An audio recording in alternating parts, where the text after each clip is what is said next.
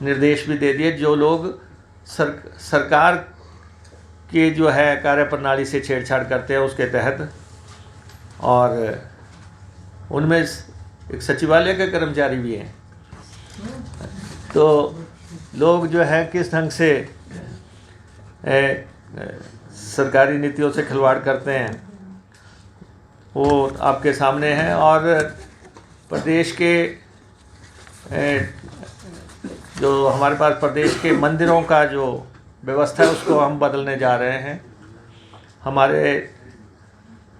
हमारे पास देवी दर्शन के हम रूट्स चलाने जा रहे हैं कि जगह जगह जितने भी हमारे मंदिरों को बसें जाती हैं उन पे श्री और जी लगाने के हमने आदेश दे दिए हैं कि बसों का सम्मान पूर्व लिखें श्री चिंतपूर्णी जी, श्री ज्वाला जी, उनके तरीके से जो है, और वहाँ पे इनको कैसे एनसर्कल करना है, कैसे लेके जाना है।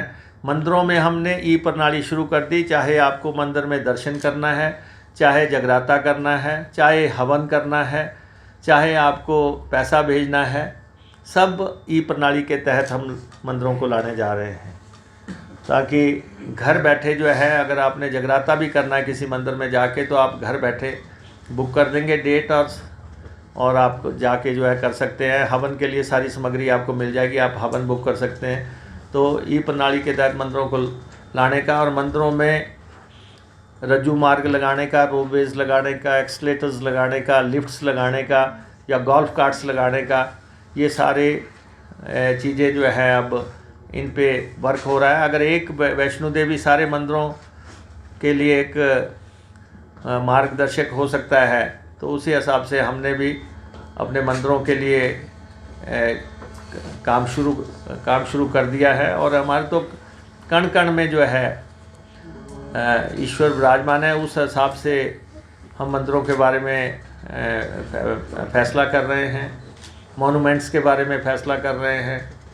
तो ये शुरुआत है हमारी, और हर विभाग पारदर्शी तरीके से हमारे मुख्यमंत्री श्री सुखविंदर सिंह ठाकुर जी की अगुवाई में हम रोड मैप तैयार कर रहे हैं।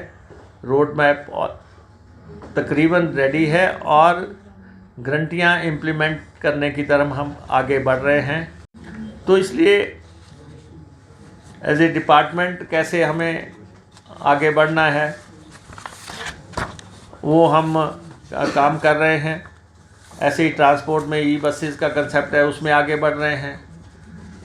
और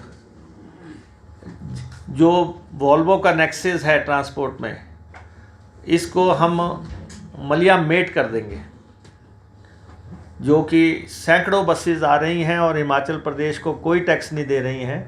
हमने इसके लिए कानूनी प्रावधान करने के लिए डिफरेंट पहलुओं पे डिस्कशन कर ली है, और तमिलनाडु हाई कोर्ट का एक फ़ैसला है, उसका अध्ययन कर रहे हैं हम। और ये पिछले 10 साल से ये प्रदेश में बसें चला रहे हैं, प्रदेश को कुछ नहीं दे रहे हैं। हम चाहें तो इनको एक मुश्त भी खड़ा कर सकते हैं, लेकिन उससे टूरिज़्म पे असर होगा, क्योंकि बाहर से लोग आते हैं। तो इसलिए हम इनका परमानेंट सॉल्यूशन जो है 1 महीने के अंदर अंदर पूरी तरह करके जो है इसका समाधान करने जा रहे हैं।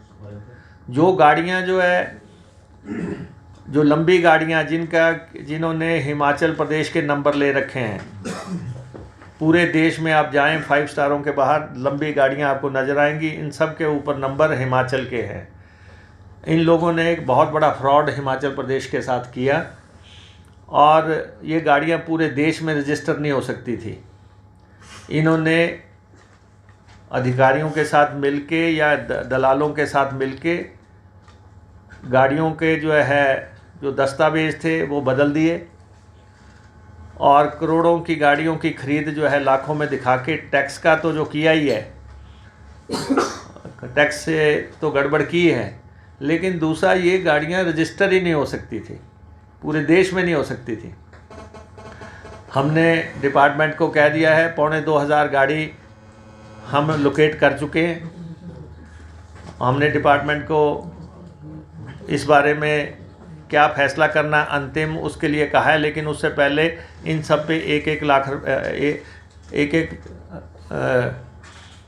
लाख रुपया जो है सब के ऊपर जुर्माना लगाने के निर्देश हमने जारी कर दिए हैं। तो ये भी एक नेक्सस काम कर रहा था, वॉल्वो बसेस का नेक्सस भी काम कर रहा था, और जो अभी आपने देखा जिन्होंने नंबर जो है 1-1 करोड़ की बोलियां लगा दी, वो सिस्टम से जो लोग खिलवाड़ कर रहे हैं उनके खिलाफ हालांकि पोर्टल में भी बदलाव किया जा रहा है, लेकिन